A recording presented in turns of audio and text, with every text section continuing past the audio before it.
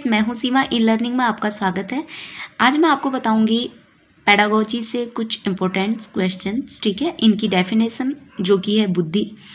बुद्धि क्या होती है? देखो, बुद्धि की परिभाषा सिंपल सी है। सबसे पहले ये हमें जानना होता है कि बुद्धि है क्या। बस जो हम सोचते हैं उसके बाद जो हम कार्य करते हैं उसे हम बुद्धि कहते हैं। यानी बुद्धि की परिभाषा सोचने समझने की योग्यता ही बुद्धि है। अब टर्मन ने इसकी परिभाषा जो दी है वो क्या है? बुद्धि अमूर्त विचारों के बारे में सोचने की योग्यता है। मतलब टर्मन ने क्या बोला है? बुद्धि अमूर्त विचारों के बारे में सोचने की योग्यता है। बोले तो इसको हम सबसे पहले हमें डिफाइन करना आना चाहिए। आखिर टर्मन ने इन 2-4 शब्दों में क्या कहने की कोशिश की है। ठीक है, देखिए, बुद्धि अमूर्त। मूर्त क्या होता है? सबसे पहले मूर्त को जानेंगे, जिन्हें हम देख सकते हैं, छू सकते हैं, टच कर सकते हैं, इस तरीके से हम उनका अनुभव ले सकते हैं, तो उसको बोलते हैं मूर्त। अब इसके विपरीत है अमूर्त, जिसके बारे में सिर्फ हम कल्पना कर सकते हैं, सोच सकते हैं, उसे हम ना देख सकते हैं ना टच करते हैं, कुछ भी नहीं है, जिसके बारे में हम सिर्फ एक कल्पना मात्र कर सकते हैं, वो है अमूर्त। जैसे कि विचार। ठीक है, सोचना, किसी के बारे में कुछ भी कल्पना कर लेना, कुछ भी दिमाग में उनके प्रति एक विचार धारणा बना लेना, इसे कहते हैं अमूर्त। ठीक है, जिसे हम देख छू नहीं सकते हैं, दैट्स इट, उसे कहते हैं अमूर्त विचार। तो टर्मन ने क्या बोला है? बुद्धि क्या है? अमूर्त विचारों के बारे में सोचने की योग्यता है। ओके, अब बात आती है कनिंघम। इन्होंने क्या बोला? सीखने की योग्यता ही बुद्धि है। यानी जो हम सीखते हैं उसे हम कैसे अपने पे अप्लाई करते हैं, उसे कैसे हम यानी सीखने की योग्यता ही बुद्धि है। हम उसे किस तरीके से सीखते हैं, हमारी जो प्रोसेस है, हम किस तरीके से उसे ग्रहण कर रहे हैं, ठीक है, वो हमारी क्या है? बुद्धि है। उसका जो प्रोसीजर है, जो प्रोसीजर हो रहा है हमारे थ्रू, ठीक है, वो क्या है? हमारी योग्यता है। तो सीखने की योग्यता ही बुद्धि है। ये किसने कहा है? कनिंघम ने। अब है वुडवर्थ। ठीक है गाइज, ये जो डेफिनेशन है काफ़ी आती हैं, हर टेट में आती हैं, तो हमेशा आपको पता होगा ये आते रहती हैं। वुडवर्थ, बुद्धि कार्य करने की एक विधि है।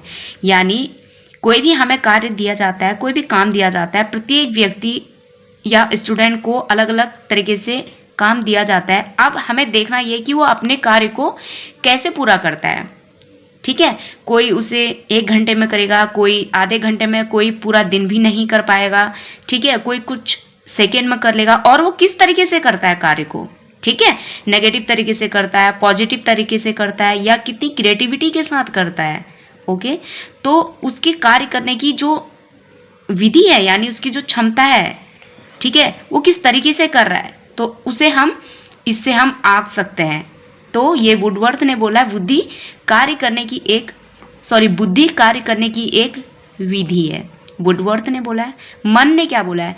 नवीन परिस्थितियों को झेलने की मस्तिष्क की नमनीयता ही बुद्धि है। तो मन ने क्या बोला है? जैसे नवीन यानी कि नई नई परिस्थितियों में हमें जाना होता है।